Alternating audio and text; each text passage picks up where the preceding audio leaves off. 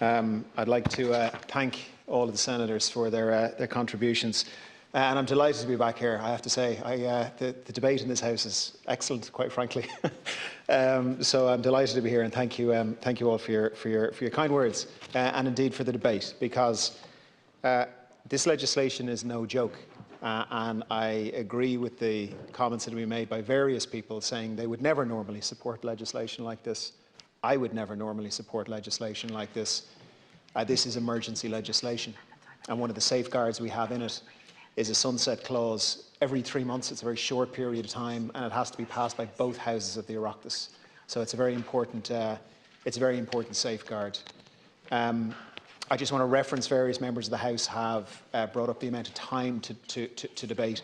I was simply told to be here, so I had no input to that. Just so that we can all remain friends, I'm more than happy to debate the bill for as long as possible, because as we talk about, this is serious. This talks about depriving people of their liberty for a 2-week period in a designated facility which they are not allowed leave when they have committed no crime. So I know we do take it as such, and I know we do.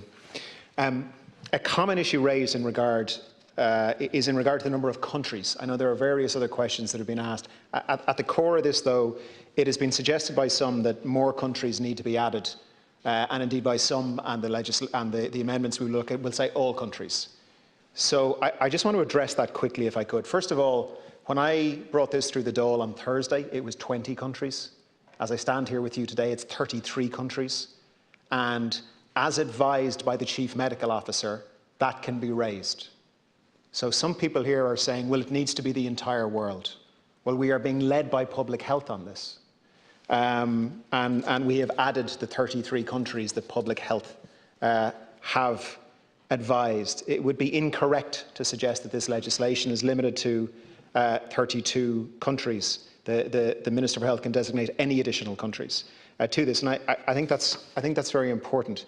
And there's quite a wide variety of considerations that can be taken in. So Section 38E empowers the Minister for Health to designate additional states, quote, where there is known to be sustained human transmission of COVID-19, or any variant of concern from which there is a high risk of importation, of infection or contamination, or any variant of concern from that state.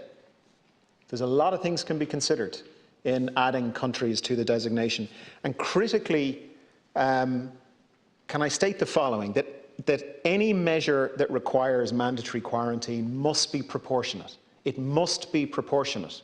It must be in line with EU law, and it must be in line with the Constitution, right? So there was a lot of debate, or a lot of statements in the Dáil last Thursday about the fact that everybody needed to be added to this. We know that it was the Labour Party's view, we know that it was Sinn Féin's view, and a few others. Now, I made the point in the Dáil and it was ignored by the Labour Party and Sinn Féin, and I'd like to make the point again in the hope that it is not ignored. We have a test for proportionality in there so that this legislation is legally robust, right? So the question before us is, do we want to pass legislation that is not legally robust, or legislation that is legally robust and gives us a pathway to everything that is being asked for? That's the question as legislators.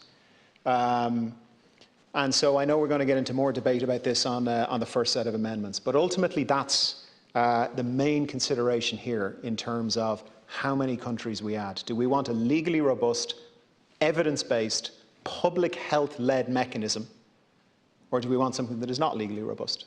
That's the question we have to answer. I'd also just like to, and I'll finish on this, Cathaoirleach, thank you. I'd just like to say as well, there have been various comments that there's nothing in place, that the country is wide open. It isn't.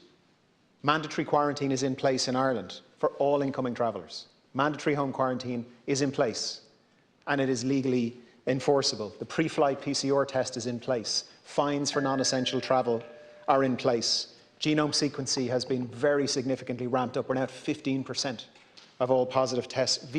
Travel visas have been suspended from a wide variety of countries. I'll finish on this. Thanks for your indulgence. And the domestic travel measures have been applied to people coming into the Republic from Northern Ireland as well. There are very significant measures already in place. This is simply the last of those. So thank you all again for your contributions, and I look forward to committee stage. Thank you.